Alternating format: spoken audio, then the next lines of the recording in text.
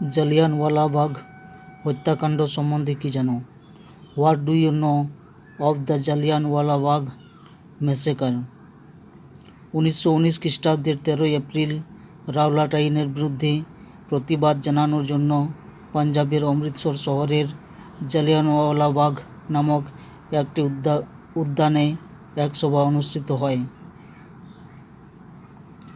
এবং প্রায় 10,000 লোক সেখানে সমবেত হয়। সভা চলাকালে অমৃতসরের সামরিক শাসনকর্তা জেনারেল মাইকেল ও ডায়ার এক বিরাট সেনাদলের সাহায্যে নিরস্ত্র জনতার উপর গুলি বর্ষণ করেন। সরকারি হিসাব অনুযায়ী এই ঘটনায় 379 জন নিহত ও 12 জন আহত হয়, কিন্তু বেসরকারি হিসাবে নিহতের সংখ্যা ছিল সহস্রাধিক। সারা দেশ এই ঘটনার প্রতিবাদে মুখর হয়ে ওঠে। কবিগুরু রবীন্দ্রনাথ ইংরেজদের দেওয়া নাইট উপাধি ত্যাগ করে এই ঘটনার প্রতিবাদ জানান।